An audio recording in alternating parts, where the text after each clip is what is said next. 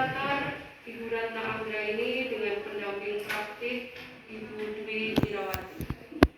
Pada kesempatan ini saya menyampaikan sosialisasi mode 1 dengan beberapa alasan. Yang pertama adalah sebagai pemenuhan tugas dalam mengakhiri modul 1 untuk menyampaikan sosialisasi materi yang telah saya peroleh selama pendidikan kurang lebih 2 bulan di calon guru penggerak ini. Dengan harapan sekelumit yang saya sampaikan nanti bisa memberi inspirasi, kita bersharing bersama untuk bisa memberi pemahaman baru, nuansa baru terkait dengan program sekolah penggerak yang kita tanamkan dan sudah diprogramkan di SMP Negeri 2 Temanggung. Bapak Ibu yang kami hormati, sebelum mengawali kegiatan pada pagi hari ini, berkenan Bapak Ibu untuk berdiri sejenak, kita bersama-sama menggaungkan yel profil sekolah penggerak untuk menyemangati kegiatan kita pada kesempatan ini. Profil pelajar Pancasila. Beriman bertakwa pada Tuhan Yang Maha Esa dan berakhlak mulia, berkebinekaan global, bergotong royong, mandiri, bernada kritis, kreatif. Visi SMP Negeri 2 Temanggung. Terwujudnya insan didia yang bertakwa, cinta tanah air dan bangsa, berprestasi serta berwawasan lingkungan. SMP Negeri 2 Temanggung. Harus lebih baik, ya. SMP Negeri Kalib Temanggung. Kedatangan saya, ya. Junior High 2 Temanggung. Always be better, yes. Terima kasih.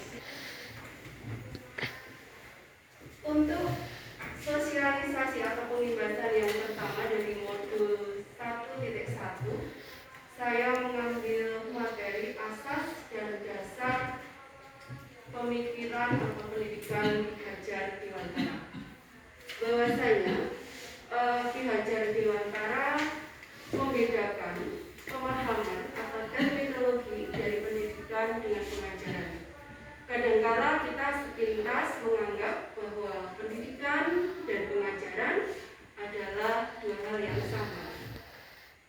Tetapi pada dasarnya kita perlu untuk sedikit memahami lebih lanjut bahwa dua hal ini merupakan bentuk yang sama tetapi memiliki penekanan yang berbeda.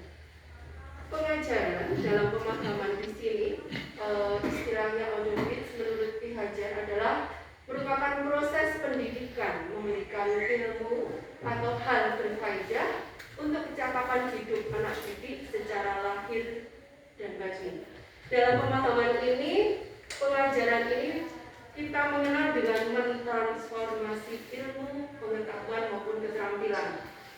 Dalam hal ini disampaikan di situ akan menjadi bekal bagi kecakapan hidup anak secara lahir maupun batin. Lahir ini adalah skill atau kemampuan yang bisa kita lihat secara indrawi, misalnya kemampuan olah fisik, teriak, ataupun berkesenian.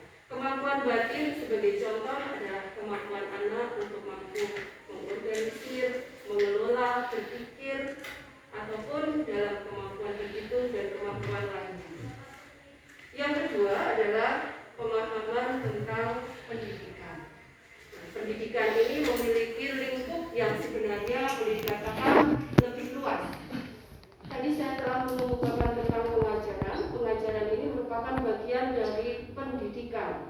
Pendidikan tidak sekedar kita mentransfer ilmu pengetahuan, tetapi dalam hal ini kita harus memberi tuntunan terhadap segala kekuatan anak yang berupa kodrat alamnya atau potensinya maupun kodrat zamannya, agar siswa atau peserta didik nanti bisa mencapai keselamatan dan kebahagiaan yang setitik-titiknya, baik dia sebagai manusia maupun bagian dari masyarakat.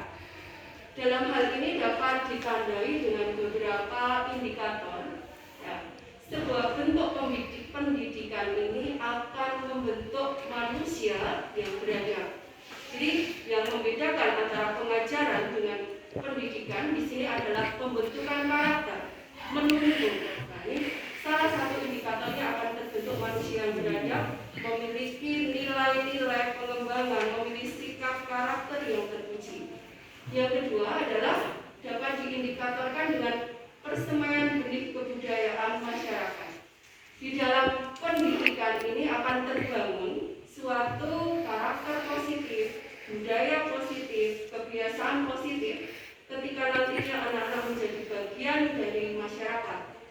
Yang ketiga, bahwa indikasi dari pendidikan ini adalah tempat bertumbuh dan berlatih nilai-nilai kemanusiaan yang bisa diwariskan.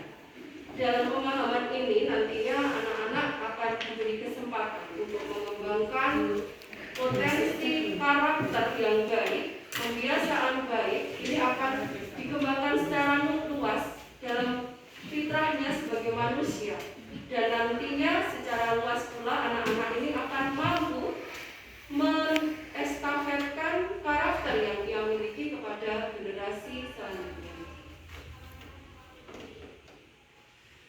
Dalam dasar pemikiran Ki Hajar Dewantara dalam hal asas pendidikan, guru ini dianalogikan sebagai seorang petani. Bila guru itu menuntun, maka petani itu diibaratkan menyiram, merawat. Adapun siswa ini dianalogkan sebagai tanaman.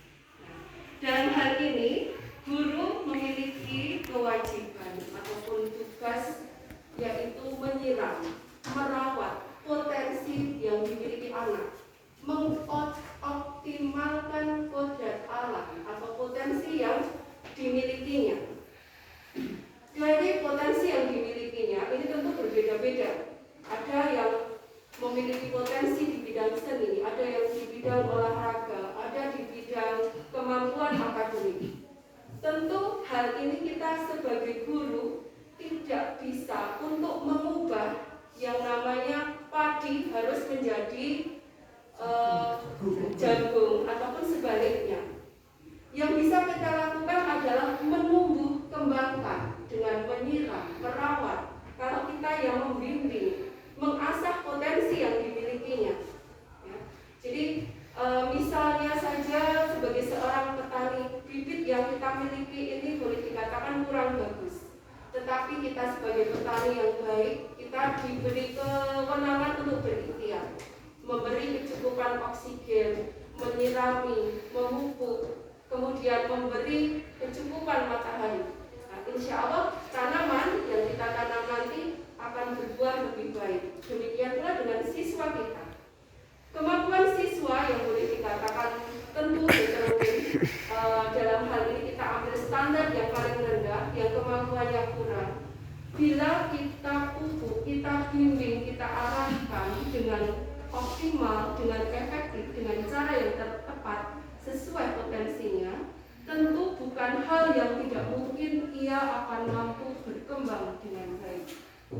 Nah, di dalam hal ini guru juga memiliki tugas untuk menyelaraskan potensi yang telah dimiliki anak tersebut dengan kodrat zamannya, mengikuti perkembangan teknologi, kemajuan pendidikan yang ada, dan hal yang lain. Dan dalam konsep Merdeka Belajar, guru ini bersikap menyelaraskan, memantau. Meskipun kita diminta untuk terus mengikuti perkembangan zaman, tetapi kita juga harapannya bisa membawa peran infiltrasi, memfilter, menyaring segala hal yang baru, karena belum tentu hal yang baru itu pasti cocok dan baik dengan akar budaya bangsa. Jadi dalam hal ini kita menyelaraskan pula dengan kearifan lokal yang kita miliki.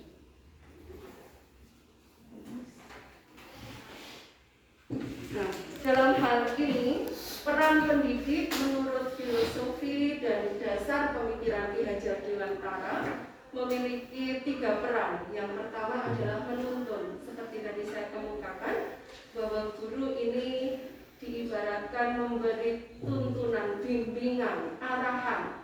Walaupun dalam Merdeka Belajar, siswa memiliki kewenangan untuk mengembangkan dirinya. Merdeka itu adalah bagaimana kita memberi keleluasaan mengembangkan potensi.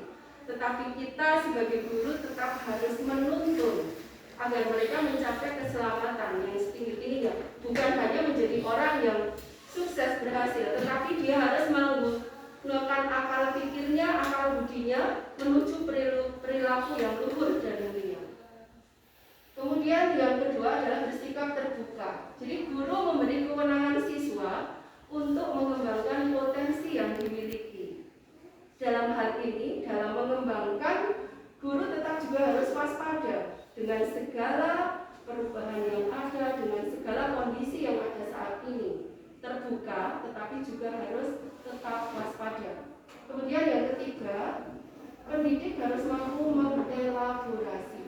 Nah, mengelaborasi di sini adalah menyelaraskan antara kodrat alam potensi yang dimiliki dengan kodrat zaman, menyesuaikan dengan perkembangan zaman yang ada pada saat ini, tetap dengan tadi saya telah kemukakan memperhatikan kearifan lokal. Kemudian kita juga harus mampu bersikap filterisasi, mampu menyaring. Jadi apa yang nanti dicapai oleh anak adalah sesuatu yang bermakna dan bermanfaat, bukan hanya dari segi manfaat secara fisik, secara kegunaan, tetapi secara nilai atau nilai-nilai kebenaran.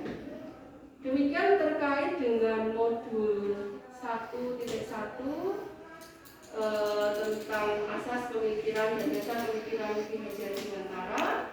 Untuk selanjutnya nanti saya akan melanjutkan di modul 1.4.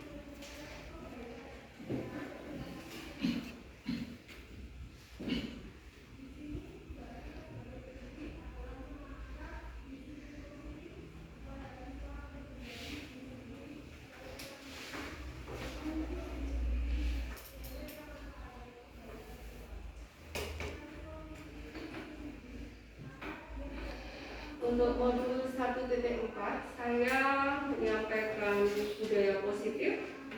Satu materi yang saya ambil di antara sekian materi yang ingin saya sampaikan adalah konsep disiplin dan motivasi perilaku.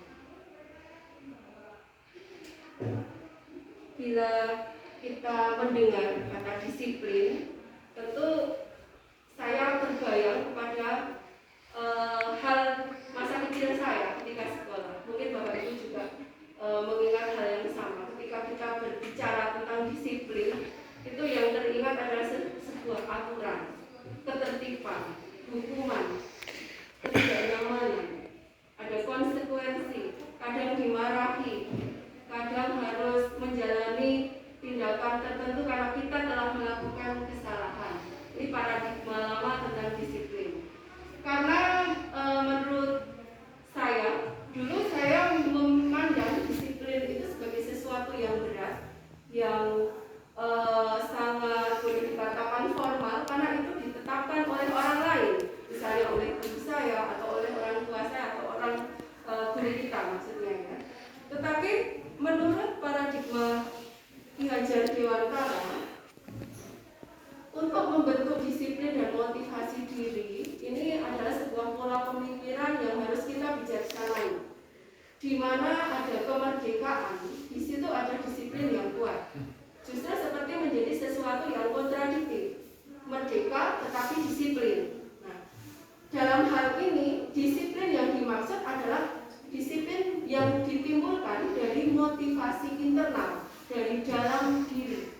Jadi disiplin dalam pemahaman ini menjadi dasar tindakan atau menjadi fondasi. Ketika kita menjadi orang yang memiliki sikap disiplin atau mau memiliki kesadaran diri yang kuat, nanti di sini kita akan mampu melakukan banyak hal yang nantinya akan lebih efektif, terencana dengan target hasil yang baik. Adapun bila dalam proses pendisiplinan itu tidak bisa berjalan dengan baik, karena mungkin faktor anak itu kan memiliki kesadaran yang tentu tidak sama. Maka dalam proses membentuk disiplin positif ini, memang kita tidak bisa serta-merta membangun kesadaran itu sejak awal atau langsung, tetapi kita bisa memang pola awalnya itu kita mengkondisikan. Bila itu belum tercapai, kita bisa meminta dari pihak lain untuk membangun pendisiplinan pada diri anak. Misalnya kalau di sekolah guru, kalau di rumah orang tua. Jadi semua memang merupakan taraf berlatih pembiasaan menuju pendisiplinan. Sebelum benar-benar anak itu mampu memiliki motivasi internal untuk melakukan pendisiplinan.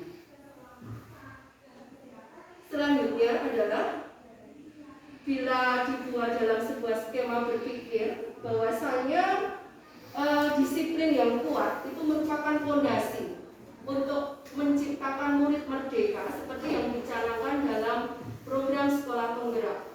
Murid yang merdeka dalam pemahaman di sini adalah murid yang mandiri, siswa atau murid yang bisa mengembangkan potensinya dengan dia mau menguasai emosinya, mengendalikan dirinya. Nah, bila murid itu sudah mau dan bisa mengelola dirinya, mengendalikan dirinya, maka nantinya akan tercapai kemerdekaan pendidikan.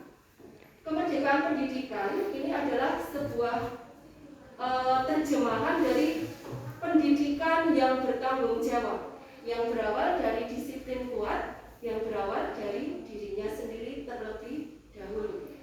Dengan mencapai pendidikan bertanggung jawab ini nantinya akan banyak sekali nilai dan karakter yang terbangun serta berbagai hal kemanfaatan yang kita peroleh dari pendidikan.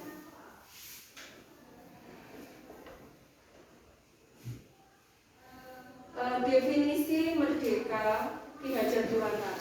Jadi merdeka menurut Ki Hajar Dewantara itu bukan saja terlepas dari perintah, bukan saja mendasarkan dirinya diperintah orang lain, tetapi ini dia sudah bisa menguasai diri, memerintah dirinya sendiri. Nah, itu semua berawal berfondasi dari disiplin diri. Selanjutnya, saya akan mengaitkan konsentrasi berkonotasi dari disiplin Socrates dan Plato yang dikemukakan oleh Diana Grosson, bahwa disiplin diri ini mampu menggali potensi dengan tujuan untuk dihargai dan kebermaknaan diri. Jadi kalau seseorang sudah terbangun sikap kedisiplinannya, maka akan memotivasi seseorang untuk terus bisa mengenali dirinya sendiri, membangun potensi yang dimilikinya yang nantinya untuk dikembangkan. Dalam hal ini, efek yang diperoleh adalah salah satunya ada tumbuh apresiasi atau dihargai. Selain dari hal diapresiasi atau dihargai, seseorang itu tentu akan memiliki makna atas dirinya. Jadi dirinya ini memiliki makna kegunaan baik bagi dirinya maupun orang lain. Yang kedua adalah disiplin mampu mengontrol diri, menguasai diri dengan memiliki tindakan sesuai dengan nilai yang dihargai. Dalam hal ini, disiplin akan membentuk seseorang menjadi manajer bagi dirinya. Dia mampu menguasai emosinya, pikirannya.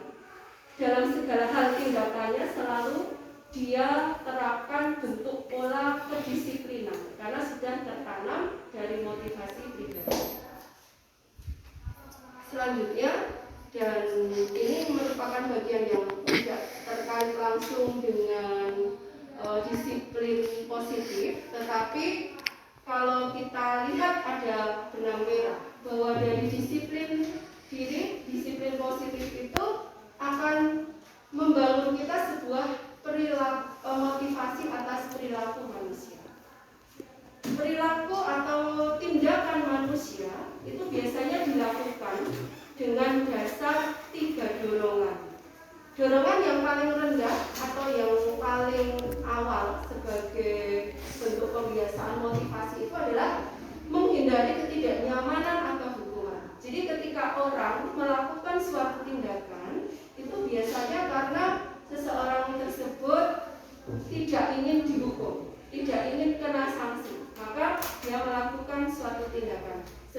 contoh ketika siswa itu mengenakan atribut untuk upacara, misalnya topi, dasi, ikat pinggang dan sebagainya, itu berangkat dari faktor eksternal, peraturan sekolah dan sebagainya, karena dia tidak ingin dihukum. Padahal pada dasarnya hakikat dari mengenakan topi, dasi, ikat pinggang itu bukan sekedar ketertiban saja, tetapi membangun kebersamaan, nasionalisme, kekompakan dan ketertiban secara pemahaman yang luas. Tetapi kadangkala anak mengenakan atribut dalam upacara itu belum memiliki kesadaran demikian, tetapi lebih kepada faktor eksternal, karena itu aturan, dia tidak ingin melanggar aturan sehingga dihukum atau kena sanksi. Jadi itu adalah motivasi perilaku yang boleh dikatakan paling rendah. Yang kedua adalah ingin mendapat penghargaan atau imbalan. Ini juga merupakan faktor eksternal. Sebagai contoh, ketika guru sudah mulai masuk di kelas, ada anak yang menghapus papan tulis. Ada sesuatu hal yang ia inginkan, yaitu apresiasi guru, pencitraan baik atas dirinya. Nah, motivasi yang kedua ini memang kalau boleh kita katakan belum suatu motivasi yang hakiki, karena ini juga memiliki kelemahan. Bila seseorang yang biasanya memuji kita dan tidak melakukan hal itu, maka anak tersebut tidak akan melakukan. Demikian pula bila yang memuji itu terus memberi penilaian yang berbeda, anak itu mungkin akan memiliki sikap yang berubah. Jadi penghargaan dan imbalan ini merupakan bentuk menghargai nilai-nilai yang diyakini. Nah, ini adalah yang merupakan motivasi internal atau ada dalam diri siswa. Dalam hal ini, jujur, tidak mencontek, itu memiliki dasar keyakinan bahwa mencontek itu adalah suatu tindakan tercela. Berdasar norma agama, norma masyarakat, norma hukum adalah tindakan curang yang tidak dibenarkan. Konsep yang kedua dalam motivasi dirinya adalah bahwa siapa yang menabur kebaikan tentu akan menuai kebaikan pula. Demikian pula ketika anak melakukan tindakan jujur, pasti suatu ketika dia akan memetik buah yang baik. Dalam diri anak yang memiliki pemikiran kejujuran, kalau saya mencontek nilai setinggi apapun yang saya peroleh, tentu bukan nilai yang berkah untuk masa depan saya. Nah, dalam hal ini tentu peran guru sangat penting untuk membangun motivasi yang ketiga, yaitu membangun motivasi perilaku berdasar kesadaran dalam diri siswa. Hanya kita semua salah maklum bahwa anak itu memiliki tingkat kepekaan yang berbeda, karakter yang berbeda, sehingga kadang-kala ketika dia melakukan suatu perilaku tidak semuanya bisa langsung pada tataran yang paling tinggi, yaitu yang ketiga, yaitu kesadaran. Tapi kadang-kala memang harus dibangun melalui pola pembiasaan. Pola pembiasaan ini ya tadi pada awalnya dengan cara mematuhi aturan. Dari mematuhi aturan itu ada mungkin penghargaan tumbuh menjadi habit atau kebiasaan. Nah, kebiasaan baik itu dengan tangan dingin seorang guru terus mengasah, mengasuhnya, memberi pemahaman tentang bagaimana membangun kesadaran diri, kemanfaatan dan nilai-nilai positif. Dengan bertambahnya waktu, dengan bertambahnya usia, harapannya setiap perilaku manusia itu selalu didasari oleh motivasi diri untuk meyakini nilai-nilai positif yang ada di dalam dirinya, dalam masyarakat, agama maupun dalam pemerintahan. Bapak Ibu yang saya hormati, kiranya hanya itu yang dapat saya sampaikan terkait modul 1.4 maupun tadi yang pertama modul 1.1. Besar harapan saya apa yang sekelumit ini bisa menjadi inspirasi kita bersama untuk mengabdikan diri kita untuk membangun karakter anak didik kita menuju siswa yang merdeka belajar baik dalam karakter, perilaku, maupun kemampuannya. Demikian yang saya sampaikan, mohon maaf bila ada tutur kata yang kurang berkenan. Sebelumnya berkenan kepada Bapak Ibu salah satu untuk menyampaikan tanggapan positif terhadap paparan yang telah saya sampaikan. Mohon dari Bapak Ibu peserta salah satu mohon.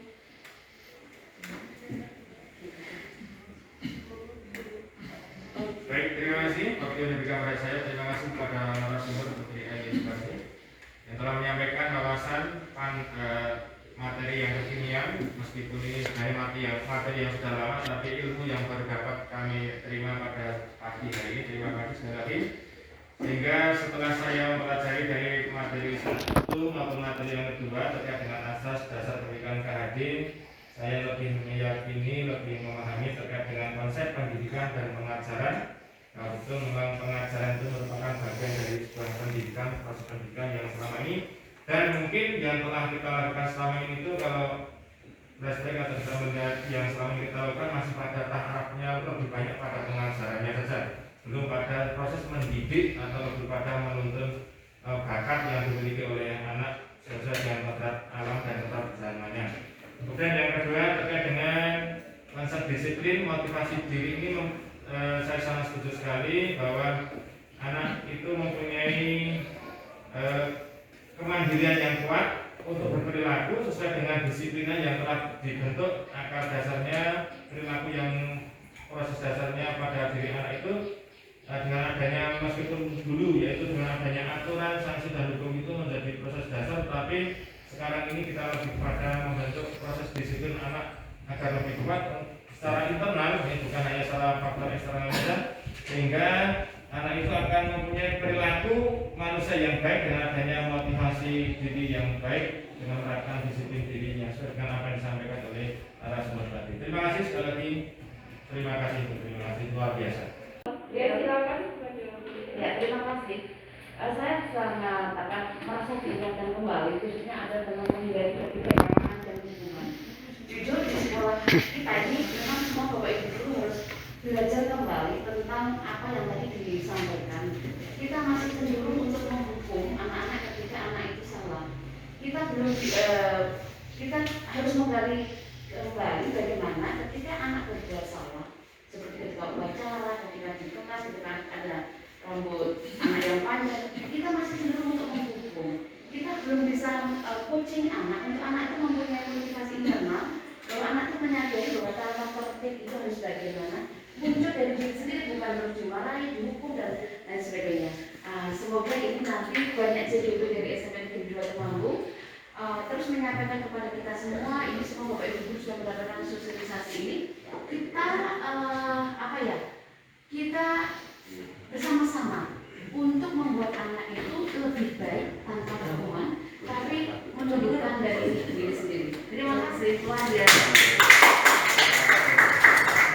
Insya Allah dengan kita bersama-sama ibarat satu lidi dalam satu ikatan yang kuat, kita akan bisa melakukan perubahan yang positif, membangun karakter yang berangkat dari motivasi internal anak didik kita.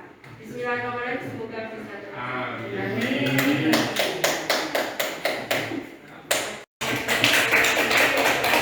Menyampaikan tanggapan positif, semoga semua yang disampaikan semakin memperkuat kita untuk mewujudkan siswa yang merdeka baik dalam